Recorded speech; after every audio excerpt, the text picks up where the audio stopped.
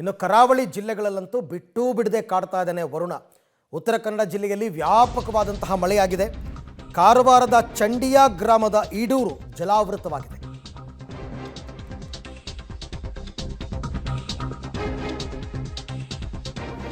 ಕಾರವಾರದ ಚಂಡಿಯಾ ಗ್ರಾಮದ ಈಡೂರು ಕಂಪ್ಲೀಟ್ ಜಲಾವೃತವಾಗಿದೆ. ಆ ಊರಲ್ಲಿ ಒಂದು 25 ಮನೆ ಇದೆ. 25 ಮನೆಗಳು ಕೂಡ ಕಂಪ್ಲೀಟ್ ಜಲಾವೃತವಾಗಿದೆ. ಏನು ಕಾರಣ ಅಂದರೆ ಅಲ್ಲಿ ನೌಕಾನೆಲೆಯ ಕಾಮಗಾರಿ ನಡೀತಾ ಇದೆ. ನೌಕಾನೆಲೆಯ ಕಾಮಗಾರಿ ನಡೀತಾ ಇರೋದ್ರಿಂದ ಹಳ್ಳದ ನೀರು ಹರಿಯದೆ ಅವಾಂತರ ಸೃಷ್ಟಿಯಾಗಿದೆ. ಇಲ್ಲಾಂದರೆ ಅದು ನೀರು ಹರ್ಕೊಂಡು ಹೊಟ್ಟೋಗ್ತಾ ಇತ್ತು, ಸಮುದ್ರ ಸೇರ್ಕೋತಾ ಇತ್ತು. ಈಗ ಹಂಗೆ ಆಗಿಲ್ಲ.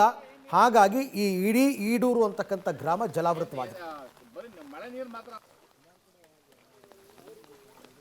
ಕಾರವಾರದಲ್ಲಿ ಹೆಚ್ಚು ಮಳೆ ಆಗ್ತಾ ಇದೆ. ಅದರ ಜೊತೆಗೆ ಕಾರವಾರ ಭಾಗದಲ್ಲಿರೋ ತಗ್ಗು ಪ್ರದೇಶದಲ್ಲಿ ಈಗ ನೀರು ತುಂಬ್ತಾ ಇರುವಂಥದ್ದು.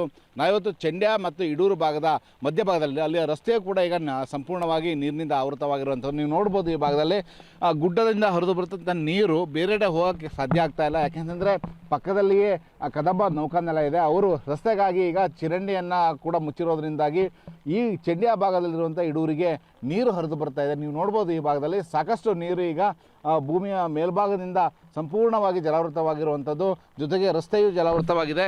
ಈಗ ಜನರು ಕೂಡ ಊರಿನ ಜನರು ಕೂಡ ನಡ್ಕೊಂಡು ಬರ್ತಾ ಇದ್ದಾರೆ. ನೀವು ನೋಡ್ಬೋದು ಈ ಭಾಗದಲ್ಲಿ ಇದು ರಸ್ತೆ ಇರುವಂಥದ್ದು. ಈ ರಸ್ತೆಯಲ್ಲಿ ಕೂಡ ಸಂಪೂರ್ಣವಾಗಿ ಈಗ ನೀರು ನಿಲ್ತಾ ಇದೆ. ಹೆಚ್ಚಿನ ಮಳೆ ಆದರೆ ಇನ್ನೂ ಕೂಡ ಹೆಚ್ಚು ಪ್ರವಾಹ ಈ ಭಾಗದಲ್ಲಿ ಆಗುವಂತಹ ಸಾಧ್ಯತೆಗಳಿದ್ದಾವೆ. ಇನ್ನು ನಾನು ಗ್ರಾಮದವರನ್ನು ಮಾತಾಡ್ತೀನಿ. ಯಾಕಂದರೆ ಈ ಭಾಗದಲ್ಲಿ ಸುಮಾರು ಹೆಚ್ಚು ಮನೆಗಳಿದ್ದಾವೆ.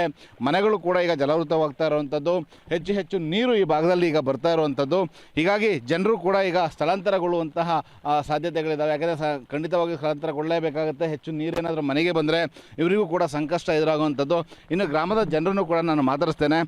ಸರ್, ಈಗ ಏನೀಗ ರಸ್ತೆ ಗಿಸ್ತೆ ಮುಳುಗಿದೆ, ಹೆದ್ದಾರಿ ಭಾಗದಿಂದ ಈಗ ನೀರು ಕೂಡ ಈ ಕಡೆ ಬರ್ತಾ ಇದೆ, ಏನಾಗಿದೆ? ಇದಕ್ಕೆಲ್ಲ ನೆವಲ್ದವರಿಗೆ ಕಾರಣ ಸರ್. ಮೊದಲೆಲ್ಲ ಈ ಥರ ನೀರು ತುಂಬುವುದಿಲ್ಲಾಗಿತ್ತು. ಈಗ 10-12 ವರ್ಷ ಆಯಿತು ಯಾವಾಗ ನೆವಲ್ದವರು ಬಂದಿದ್ದಾರೆ ನೋಡಿ, ಆವಾಗಿಂದ ನಮಗೆ ಈ ಪ್ರಾಬ್ಲಮ್ ಶುರುವಾಗಿದೆ. ಅವರು ತಮ್ಮ ಸುರಕ್ಷತೆ ಸಲುವಾಗಿ ದೊಡ್ಡ ದೊಡ್ಡ ಪೈಪ್ ಹಾಕಿ ಗೇಟ್ ಹಾಕಿ ನೀರು ಬ್ಲಾಕ್ ಮಾಡಿಟ್ಟಿದ್ದಾರೆ. ನಮ್ಮ ಆ ನೀರು ಹಳ್ಳಕ್ಕೆ ಹೋಗೋದೇ ಇಲ್ಲ. ಅದರಿಂದ ನಮಗೆಲ್ಲ ಸಮುದ್ರ ಆಗಿಬಿಟ್ಟು ಎಷ್ಟು ಮನೆ ಇದಾಗಿದೆ? ಈಗ ಸುಮಾರು ಇಲ್ಲಿ ಈ ಏರಿಯಾದಲ್ಲಿ 25 ಮನೆಗಳು ನೀರಿಂದ ಜಲಾವೃತವಾಗಿದೆ. ಇದೆ ಸರ್. ನಮ್ಮ ಈ ಚಂಡ್ಯಾ ಈಡೂರು ಗ್ರಾಮದಲ್ಲಿ ಇದೆಲ್ಲ ನೀರು ತುಂಬಿಡಿದೆ ಸರ್. ಸೇಮ್ ಇದು ನೆವಲ್ ಇವರು ಒಂದು ಹಳ್ಳಕ್ಕೆ ಒಂದು ಇದು ಹಾಕಿದ್ದಾರೆ, ರೋಡ್ ಮಾಡಿದ್ದಾರೆ. ಅವರು ಹಳ್ಳಕ್ಕೆ ರೋಡ್ ಮಾಡಿಬಿಟ್ಟಿದ್ದಾರೆ ಸರ್.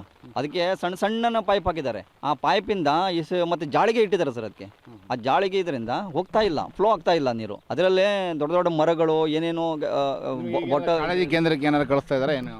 ಜಿಲ್ಲಾಡಳಿತ ಮೊನ್ನೆ ಬಂದಿದ್ರು ಸರ್. ಅವರು ಬಂದು ಒಂದು ಬೋಟ್ ಕೊಟ್ಟು ಹೋಗಿದ್ರು ಅವ್ರಿಗೆ, ನಮ್ಮ ಪಂಚಾಯತಿಯಿಂದ. ಹೋಗಿದ್ದಾರೆ ಅಂತಂದ್ರೆ ರಕ್ಷಣೆಗೆ ಏನಾದ್ರು ಸಬ್ಬಂದಿ ಏನಾದ್ರು ಕೊಟ್ಟಿದ್ದಾರೆ? ಇಲ್ಲ, ಅವೆಲ್ಲ ಏನಿಲ್ಲ. ಇಲ್ಲ, ಈಗ ನೀವೇ ಬೋಟ್ ತಗೊಂಡು ನೀವೇ ರಕ್ಷಣೆ ಮಾಡ್ಕೋಬೇಕು. ಹೌದೌದು ಸರ್. ಇದು ಜಿಲ್ಲಾಡಳಿತ ಪರಿಸ್ಥಿತಿ ಇರುವಂಥದ್ದು. ಬೋಟನ್ನು ಇಟ್ಟು ಹೋಗಿದ್ದಾರೆ. ಊರಿನವರೇ ಏನಾದರೂ ನೀರು ಹೆಚ್ಚು ಬಂದರೆ ಅವರೇ ರಕ್ಷಣೆ ಮಾಡಿಕೊಂಡು ಅವ್ರ ಪಾಡಿಗೆ ಅವರು ಈಗ ಸೂಕ್ತ ಸ್ಥಳಗಳಿಗೆ ಹೋಗುವಂಥ ಪರಿಸ್ಥಿತಿ ಇರುವಂಥದ್ದು. ಜಿಲ್ಲಾಡಳಿತ ಕೂಡ ನಿರ್ಲಕ್ಷ್ಯ ವಹಿಸ್ತಾ ಇದೆ. ನೀವು ನೋಡ್ಬೋದು ಈ ಭಾಗದಲ್ಲಿ ಯಾವ ರೀತಿಯಲ್ಲಿ ನೀರು ಈಗ ತುಂಬ್ತಾ ಇದೆ ಅಂತೇಳಿ. ಬಹುತೇಕ ಈ ಭಾಗದಲ್ಲಿ ಇದೇ ಮೊದಲನೇ ಬಾರಿಗೆ ಈಗ ಇಷ್ಟು ಮಟ್ಟದಲ್ಲಿ ಈಗ ನೀರು ಏರ್ತಾ ಇರುವಂಥದ್ದು. ಮಳೆ ಹೆಚ್ಚಾಗುತ್ತೆ ಅಂತೇಳಿ ಈಗಾಗಲೇ ಹವಾಮಾನ ಇಲಾಖೆ ಕೂಡ ಸೂಚನೆ ನೀಡಿದೆ. 9ನೇ ತಾರೀಕುವರೆಗೂ ಕೂಡ ಹೆಚ್ಚಿನ ಮಳೆ ಇರುವಂಥದ್ದು. ಮಳೆ ಹೆಚ್ಚಾಯಿತು ಅಂದರೆ ಈ ಭಾಗದಲ್ಲಿ ಮತ್ತೆ ನೀರು ಇನ್ನೂ ದೊಡ್ಡ ಪ್ರಮಾಣದಲ್ಲಿ ಹೋಗ್ತದೆ. ಈಗ ಸದ್ಯಕ್ಕೆ 25 ಮನೆಗಳಿಗೆ ಈಗ ಜಲಾವೃತವಾಗಿರುವಂಥದ್ದು. ಆದರೆ ಇನ್ನೂ ಹೆಚ್ಚಿನ ಏನಾದರೂ ಮಳೆ ಬಂದರೆ ಇನ್ನೂ ಸಾಕಷ್ಟು ಮನೆಗಳು